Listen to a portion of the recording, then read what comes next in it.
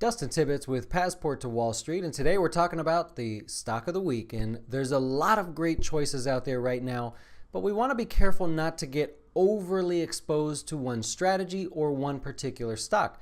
So if you recall, we did a couple recent plays where we talked about reducing our risk on the downside and giving us the potential for a greater return on the upside, or if the stock went sideways.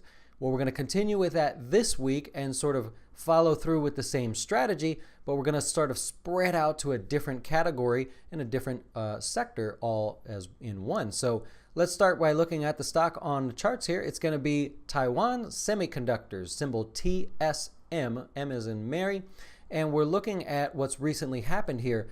Today there was some news that the smartphone market may be seeing some weakness, and so the stock actually fell about 6%.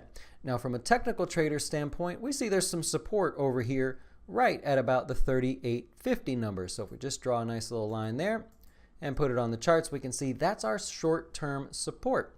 Now, based on the news, based on today's activity, we don't really think the stock will rebound right away. So buying shares is sort of out of the question. It's a bit of a risky scenario.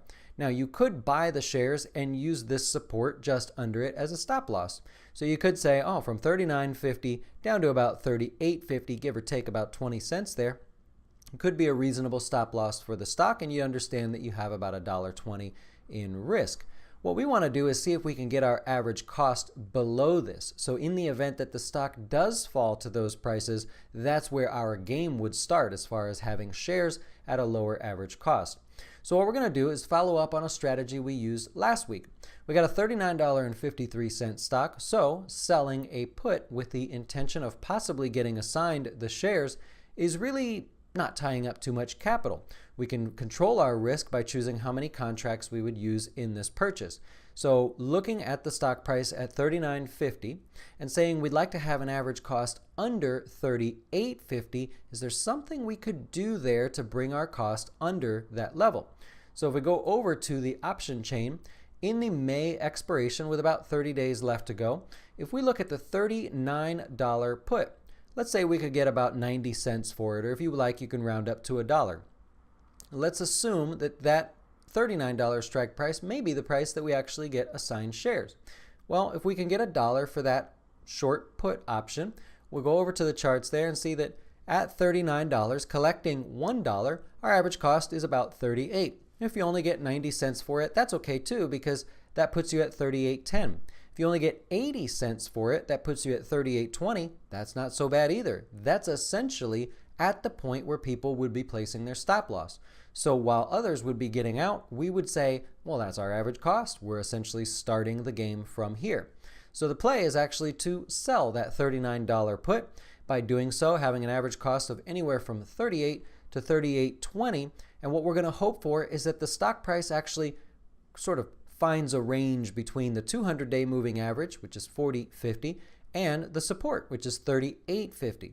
Now the stock trader is going to have to worry about that price movement and hope that this stock rebounds. From selling a put, we're actually able to allow the stock more time to wiggle around, let the news digest a little bit, possibly be a little more volatile in the short term, but understanding that we have a cushion all the way down to and through the support on the charts. So that's our trade of the week. Really, really simple. We're kind of just following up with last week's strategy to really drive that strategy home, but we're starting to diversify and move into a different sector. That's our trade of the week on Taiwan Semiconductors.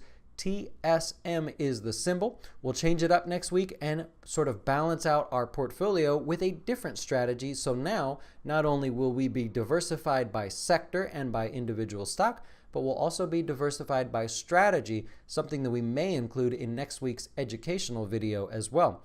Hope you enjoyed. Thank you for watching. We'll talk to you soon.